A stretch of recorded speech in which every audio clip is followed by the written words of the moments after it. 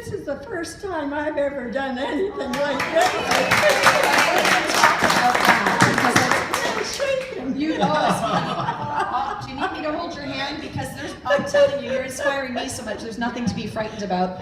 This is what it's about. It's never too late to try things. Friday mornings, I do Nordic pole walk. Okay, hold that for the radio. Hang on, let's get started. Let's get started. Let's get started. I'm tearful already. This is going to be... the woman sitting next to us has inspired me within seconds of meeting her, and she's going to inspire all of our listeners. I'll give you the opportunity to introduce her. A really absolute honor to introduce Joyce. Not only is Joyce one of the members of Flower City, but she's one of our vets. And we're doing this show at Flower City 2 days before Remembrance Day. So it's very, very appropriate that we have Joyce here to join us today. And Joyce has been an inspiration to Liz, my wife, for the last year or so, because she heard her story and she said, you know what, Margaret, we want to have Joyce on the show to share some of these wonderful stories that she's got. How did you end up in the military during World War II? I was a cook and butcher, a cook and a butcher. The butchering, I just watched the sergeant arms, the sergeant cook, I should say. Anyway, I just watched her, then I got my trades paid for that, besides the cook. I was 4 years in the Army. So I was 3 years before that with the Savannah Bellevue. We had, when war broke out, we had a little thing going, and myself and my girlfriends, we were all housemates. We all had bicycles. So that was the only way to get around down there unless we walked. Anyway, we had a bicycle squad.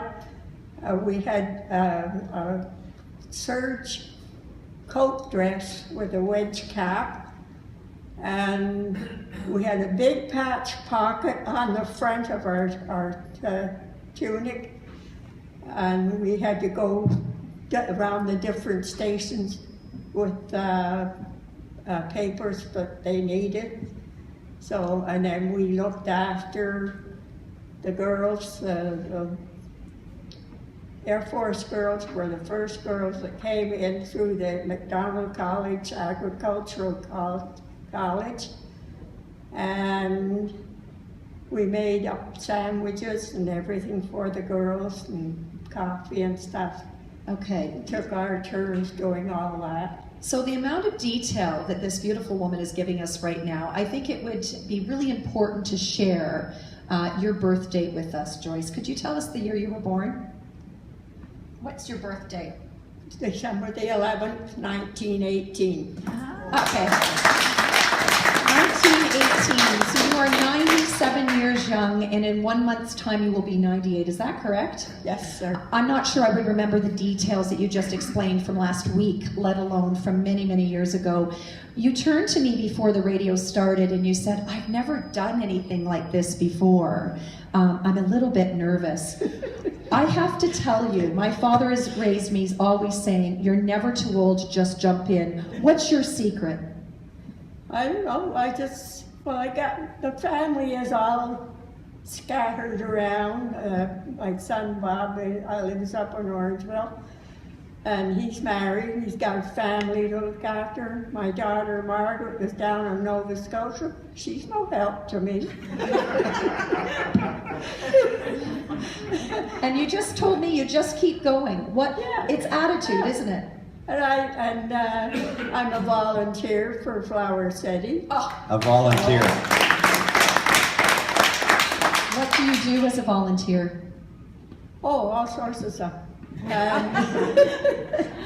I'm always got my eyes open for anybody that's not too steady on their feet or they need help.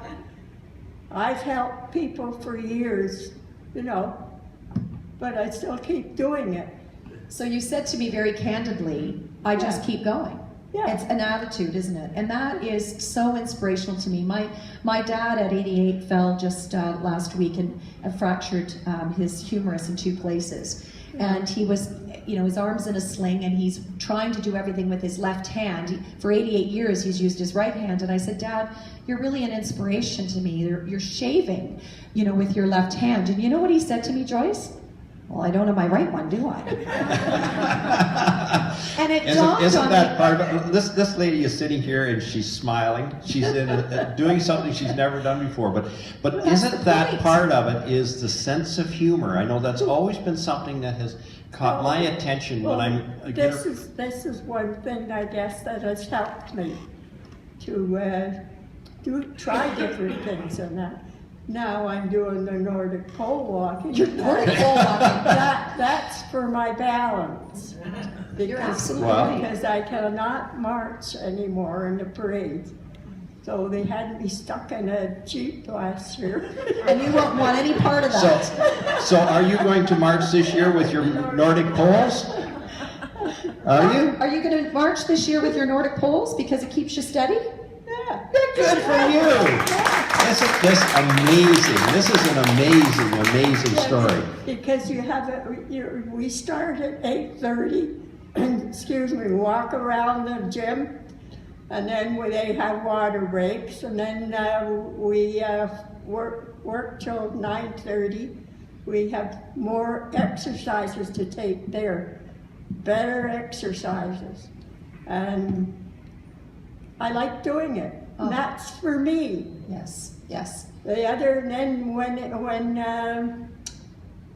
when we finish the exercises, my line dancers come in.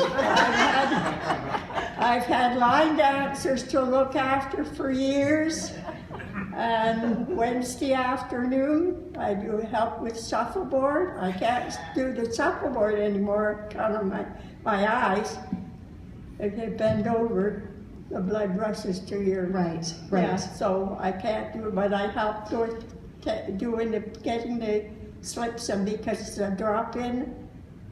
And Do you know what I love about what you're saying, Joyce? I mean, everything I love about what you're saying, but your attitude, you're not saying that because of your eyes you just stopped shuffleboard. No. What you're saying is because of your eyes you can no longer do the shuffleboard, but you have found an opportunity to do something else to still take part. To stay active. yeah, well, I collect all the papers, and then I we count them out, and then I take them to the office.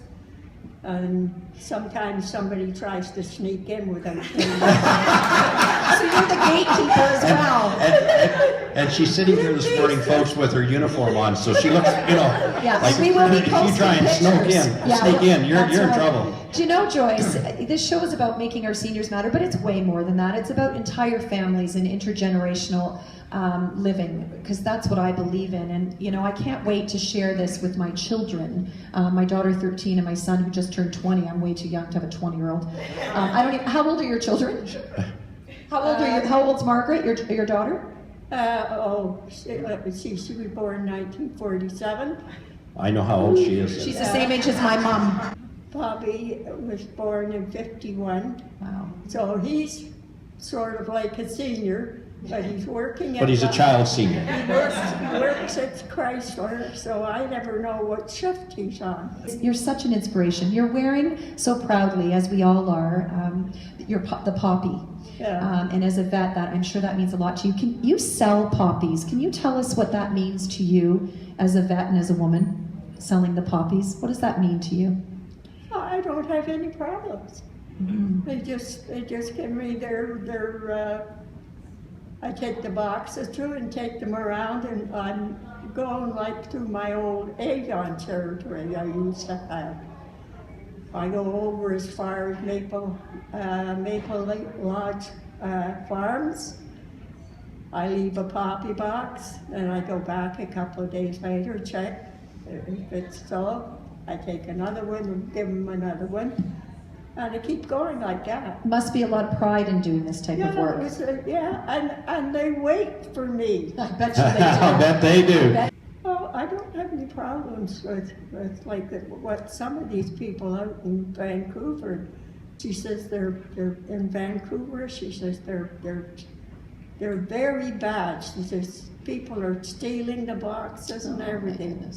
I've only had about once that one box was taken. So, but otherwise, I don't have any problems. And they smile and everything. And I don't pump gas anymore. So I have a little place where I go for my gas. But Are you driving? You're still driving? Driving, yeah. Okay. How could you think anything different, Margaret? I absolutely I'm not driving at night anymore. But because you're it's still too driving. dark. Right, Yeah. but you are And there's driving. too many cars parked on the streets. You don't see them till you get up on them and till you practically hit them. Right. Do you know what I've just heard here? Here's a lady at 97 who has had a couple of things that she says, I can't see at night, so I don't drive at night. So she has adjusted, not given up, just adjusted. Yes. The same with the shuffle. I can't shuffle necessarily, Shuffle but there's works. another way around still being involved. Yeah. I can only say one thing. Wow. And you are such an inspiration. You are an honor to have in our community, and certainly an honor to have on this show this morning. I held Joyce's hand more because I was going to cry because I'm just so inspired by this woman. But she said, I'm a bit nervous. I've never done radio before. But here she is, taking it on headlong. Thank you for joining us. We will honor you and all of our vets that have paid the ultimate price. Thank you for taking the time to come out today. And if I have to go anywhere at night, I just take a taxi. Why not? Why not? So all of you here in our studio audience, can we put our hands together and in appreciation, and also just to say thank you, Joyce, to you, not only for being here today, but just for inspiring us to live well like you do. Thank you so much.